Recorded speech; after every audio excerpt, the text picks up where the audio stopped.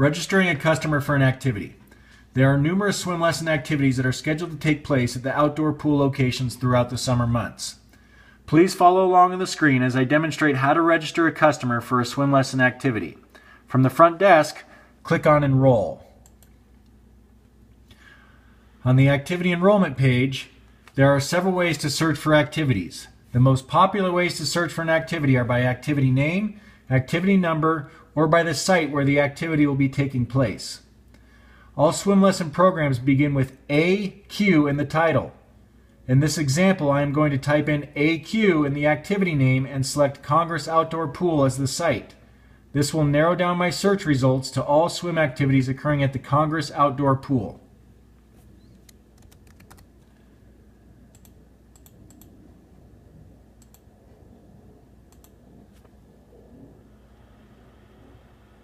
As you can see, the result list is still lengthy, but only the Congress Pool activities are showing. After pulling up all classes occurring at the Congress Outdoor Pool, I will choose the first one listed in this example, AQ, Parent-Child Swim at Congress Pool.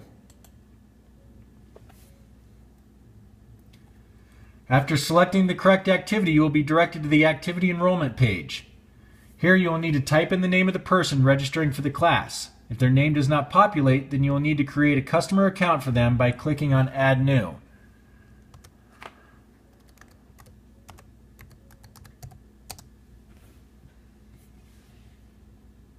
In this case, the name I entered is already in the system, so all I need to do is click on the name.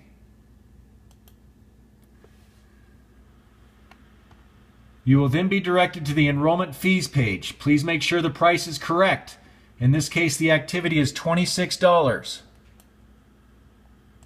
Scroll down to the listed waiver below. All customers must review the waiver before the registration is completed.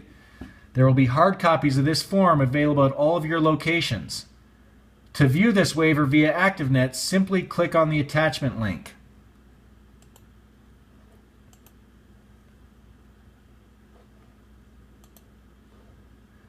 Once the customer has agreed to this waiver, check the box and then click on Enroll and Pay. On the next screen, the system is asking you to identify the payer of the transaction. In this example, the system has defaulted the payer to be the parent of the person signing up for the activity.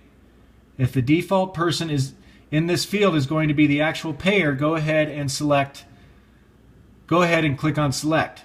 If the payer is a different person, you must search for that person by typing in their first and last name and then clicking Search. If the person paying is not in the system, then you'll need to click Add New Customer and create an account for that payer.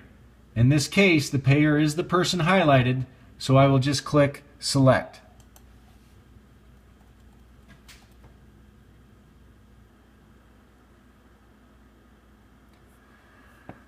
From the payment screen, you need to click on the $ next to the payment method the customer will be using.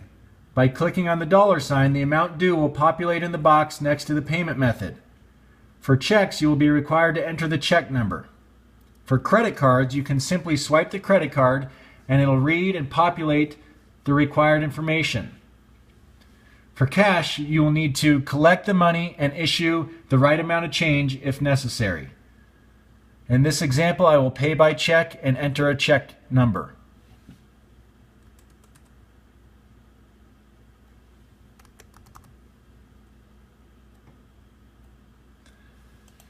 After selecting the payment method, click on Pay and Finish and the receipt will generate.